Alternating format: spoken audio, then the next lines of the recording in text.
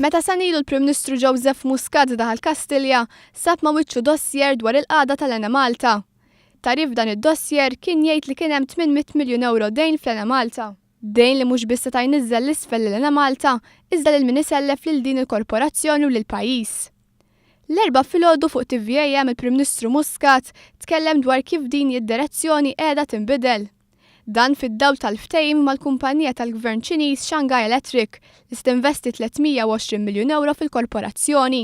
Illum sena wara sodisfatt li naf illi naqqasna d-dejn tal-Enemalta bin-nofs, illi għandna imsieħeb strateġiku fl-Enemalta, illi mexxin bi pjan biex tiżarma l-power station l-antika tal-Marsa, illi qegħdin fit-triq issa wkoll biex bil-mod ta' kif ħanikkonvertu s-sistema għal gass ħankun qegħdin neħħu ċ-ċumnija. Muscat tkellem ukoll dwar l-impatt pożittiv fuq l-ambjent bil-miżuri li qegħdin jittieħdu. Spjega kif se jonqsu 92% ta' trabijiet. Se jonqsu bi 80% l-ossidni tan-nitroġenu. Se jitneħħal kollox l-użu tal-kubrit u se jitneħħew b'1,000,000 tunnellata f'emissjonijiet mis-CO2. Dan fl-istess ħin li sjerħsu l-kontijiet tad-dawl l-ilma mingħajr ma jiżdiedu t-taxxi. Muscat saħaq li dan kollu se jsir minkejja li kien hemm min jgħid li mhuwiex possibbli.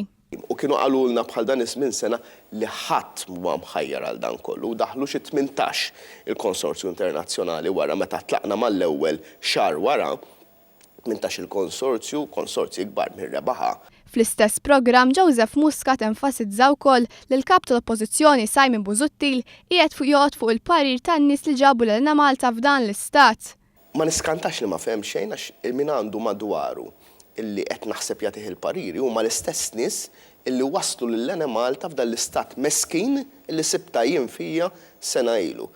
Intant il-ftehim mal-kumpanija tal-Gvern Ċiniż mistenni jitressaq quddiem il-Parlament sa Settembru.